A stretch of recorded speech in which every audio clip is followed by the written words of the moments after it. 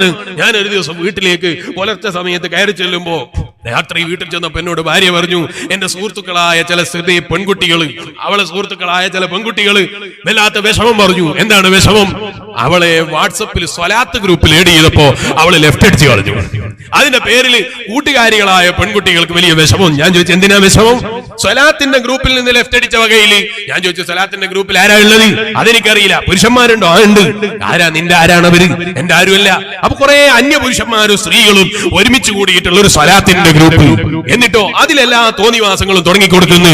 ഓ എന്റെ വയത് കേൾക്കുന്ന ഉമ്മമാരെ, ഒരു പെൺകുട്ടിയെയും അനുവദിക്കരുത് കേട്ടോ. അതിന്റെ വിധികൾ ഉസ്താദിനോട് ചോദിച്ചോളൂ, ഞാൻ പറയുന്നില്ല. അന്യപുരുഷന്മാര് തമ്മിൽ ഇടകലരാനും അവരെ നമ്പറുകൾ പരസ്പരം ഷെയർ ചെയ്യാനും കാരണമാകുന്ന സ്വലാത്ത് ഗ്രൂപ്പിൽ നിങ്ങൾ അവസരമുണ്ടാക്കരുതേ. ഇബ്ലീസ് എവിടെയാ വന്ന് കയറല് എന്ന് പറയാൻ കഴിയൂല. ഇബ്ലീസ് ഏത് കോലത്തിലാ വരിക എന്ന് പറയാൻ കഴിയൂല. ഇബ്ലീസ് ഏതൊക്കെ രൂപത്തിലാ പറ്റിക്കല് എന്ന് പറയാൻ കഴിയൂല. ഒരു പെൺകുട്ടി 1000 സ്വലാത്ത് ചൊല്ലിയിട്ട് ഗ്രൂപ്പിലതാ 1,00,000 സ്വലാത്ത് ചൊല്ലിയെന്ന്, അല്ലെങ്കിൽ 1,00,000 സ്വലാത്ത് ചൊല്ലിയിട്ട് ഗ്രൂപ്പിൽ ഞാൻ ഇന്ന് 1,00,000 സ്വലാത്ത് ചൊല്ലി എന്ന് പറഞ്ഞാൽ നല്ല നിലക്ക് അല്ലാഹുവിന്റെ റസൂൽ മുഹമ്മദുർ റസൂലുള്ളാഹി സല്ലല്ലാഹു അലൈഹി വസല്ലം തങ്ങളെ സ്നേഹിക്കുന്ന നല്ല ആശിക്കീങ്ങളുള്ള ഗ്രൂപ്പാണ്. എല്ലാവരും അങ്ങനെ സ്വലാത്ത് ചെല്ലണമെന്ന് വിചാരിച്ച് കൂടിയതാണ്. അപ്പൊ അതിൽ കൂടി സ്വലാത്ത് ചെല്ലണമെന്ന് അങ്ങേറ്റത്തെ ആഗ്രഹമുള്ള ഒരാൾക്ക് തോന്നുകയാണ്. 1,00,000 സ്വലാത്ത് ഒറ്റ ദിവസം കൊണ്ട് ചെല്ലിയ പെൺകുട്ടിയല്ലേ, അവക്കൊരു അഭിനന്ദനം പറയാം. ഗ്രൂപ്പിൽ തന്നെ ഇയാളെ വകയിൽ ഒരു അഭിനന്ദനം. 1,00,000 സ്വലാത്ത് ചെല്ലിയല്ലേ, എല്ലാവിധ അഭിനന്ദനങ്ങളും അല്ലാഹു തആല ബർക്കത്ത് ചെയ്തു കൊടുക്കട്ടെ എന്നൊരു ദുആ.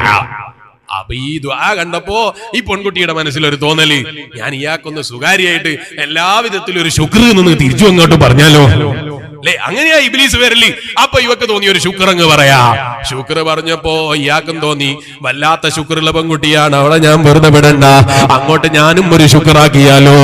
പിന്നെ ഈ ശുക്ർ എടിയാ പോയി തീരുക എന്ന് പറയാൻ കഴിയൂല.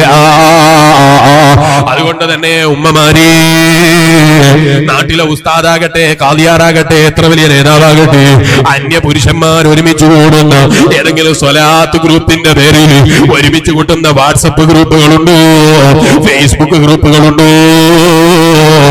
അത്തരം മേഖലകളും അത്തരം കാരണങ്ങളും പറഞ്ഞിട്ട് സ്വലാത്ത് ഗ്രൂപ്പിന്റെ പേരിൽ അന്യപുരുഷന്മാരുമായി പരസ്പരം നമ്പർ കൈമാറാനും അന്യപുരുഷന്മാരുമായി ഇടകലരാനുമുള്ള വകുപ്പ് ഉണ്ടാക്കി കൊടുക്കരുതേ ഉമ്മ, ഉണ്ടാക്കി കൊടുക്കരുതേ ഉപ്പ.